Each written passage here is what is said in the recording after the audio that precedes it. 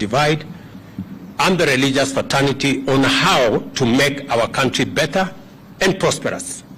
Rais wa nchini Kenya Dr. William Ruto ametoa wito kwa upinzani kusitisha maandamano dhidi ya jopo la uteuzi wa Tume Huru ya Uchaguzi IEBC na badala yake kushiriki katika mashauriano bungeni.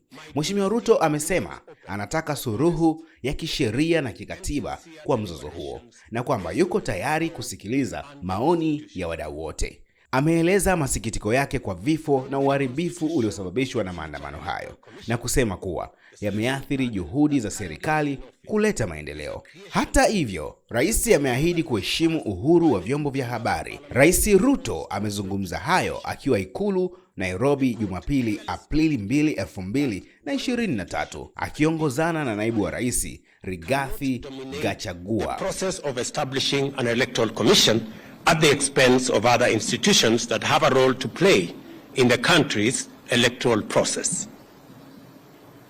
However, considering the matters raised by our friends in the opposition, I suggest a bipartisan engagement in Parliament on the reconstitution of the IEBC panel within the parameters of the law and the Constitution.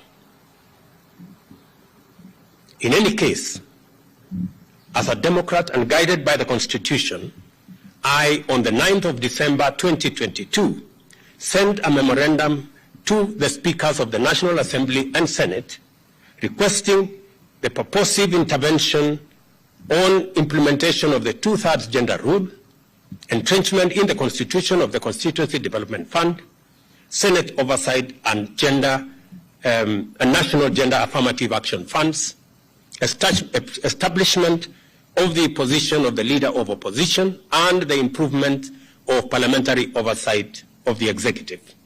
And for the record, Parliament has already approved the parliamentary oversight of the executive, and shortly, cabinet secretaries will be appearing before the House to answer questions.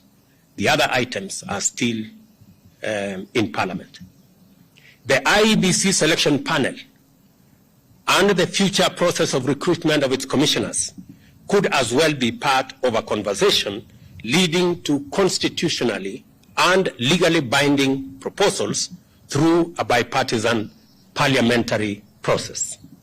In other words, I am suggesting that the issues that have been raised by our friends on the matter of IEBC,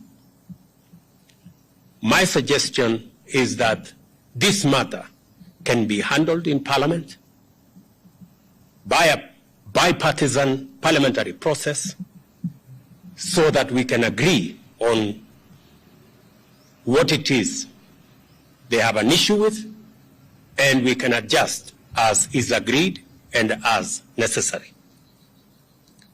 And therefore, in these circumstances, and in view of the recent events that led to loss of life and destruction of property in the demonstrations that have occasioned in our country for the last 2 weeks, I urge my brother Raila Odinga and the opposition to call off the demonstrations and to give this bipartisan approach a chance for us to take the country forward. Meanwhile, I call on all Kenyans to remain peaceful and law-abiding, and I assure them that the government of Kenya will continue with its sacred duty of protecting their lives and their property, including their businesses. Thank you very much.